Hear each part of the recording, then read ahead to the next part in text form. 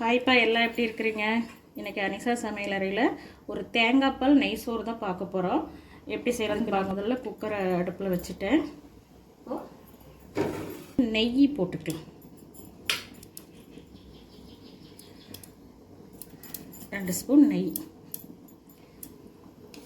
நான் ஒரே ஒரு டம்ளர் அரிசி தான் போடுறேன். அதுக்கு தகுந்த நெய் போதும். இந்த நெய் நான் வீட்டிலையே உருக்கின நெய்.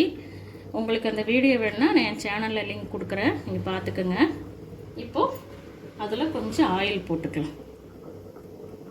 கொஞ்சமாக போதும், ஒரு டம்ளர் அரிசி தான். தேவைப்பட்டால் நம்ம லாஸ்ட்டில் கொஞ்சம் நெய் போட்டுக்கலாம். ஒரு 4 ஏலக்காய், ஒரே ஒரு பட்டை போட்டுக்கலாம். அப்புறம் கொஞ்சம் ஒரு 1.5 பெரிய வெங்காயம். இல்லை ரொம்ப வேக வேண்டாம், கண்ணாடி பதம் வந்தால் போதும்.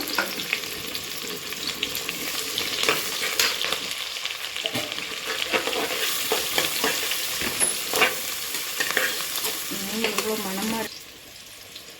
இப்போ கொஞ்சமாக கொத்தமல்லி, கொஞ்சம் புதினா, 2 பச்சை மிளகாய் உடைச்சி வச்சுருக்கிறேன், அதையும் போட்டுக்கிறேன்.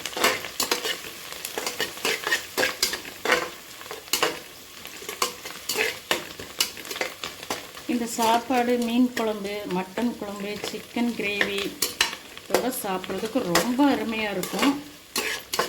எங்கள் ஊரில் தாளிக்கறின்னு சொல்லுவோம். தாளிக்கறி, மாப்பிள்ளை குழம்பு இதெல்லாம் மட்டனில் செய்கிறது. இதோடு வச்சு சாப்பிட்றதுக்கு அவ்வளோ டேஸ்ட்டாக இருக்கும். எங்கள் ஊரில் அடிக்கடி செய்கிற சாதம் இதுதான்.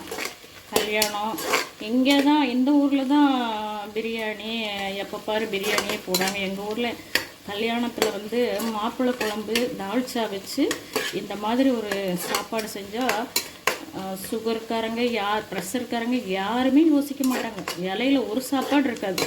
இதை தான் விரும்புவாங்க. பெரிய மனிதர்கள்லாம் இதைத்தான் விரும்புவாங்க. அடுத்து நம்ம இஞ்சி பூண்டு பேஸ்ட் போட்டுக்கலாம், 1 ஸ்பூன்.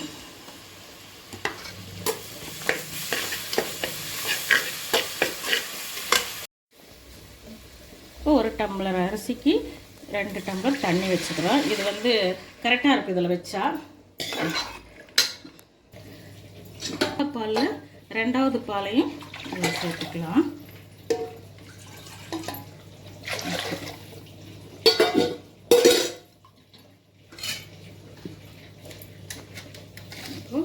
இந்த சாப்பாடுக்கு தேவையான உப்பு போட்டுக்கலாம். தண்ணி கொதிக்கட்டும், அப்புறம் அரிசி போட்டுக்கலாம். முதல்ல எடுத்த தேங்காய் பால், அப்புறம் ரம்ப இலை, அதில் 1 ஸ்பூன் தயிர். இதை அரிசி போட்டு சாப்பாடு கொதிக்கும்போது சரி போட்டுக்கலாம். தண்ணி கொதிச்சிருச்சு, அரிசி போட்டுக்கலாம். வச்சு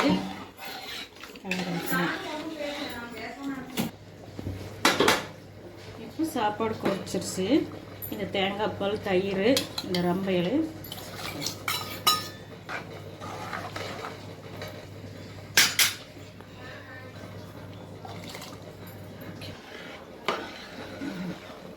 இது எதுக்குன்னா சாப்பாடு நல்லா வெள்ளைன்னு இருக்கும், அதுக்காக தான்.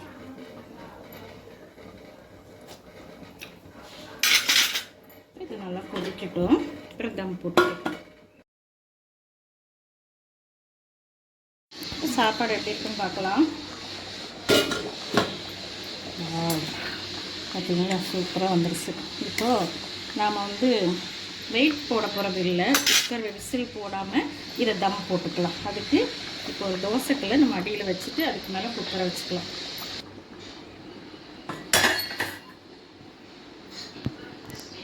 தோசைக்கல்லை வச்சாச்சு, அதுக்கு மேலே குக்கரை வச்சு இதை நல்லா மூடி விட்டுக்கலாம்.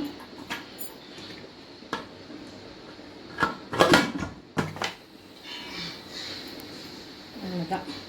கொஞ்ச நேரம் அப்படியே தம் ஆச்சுன்னா சூப்பராக இருக்கும்.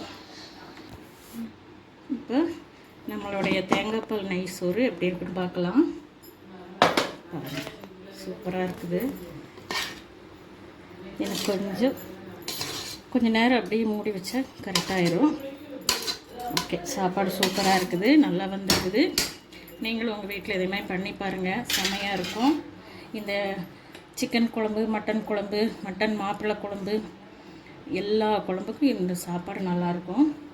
வீடியோ பிடிச்சிருந்தா லைக் பண்ணுங்கள், ஷேர் பண்ணுங்கள், சப்ஸ்கிரைப் பண்ணுங்கள். தேங்க்யூப்பா.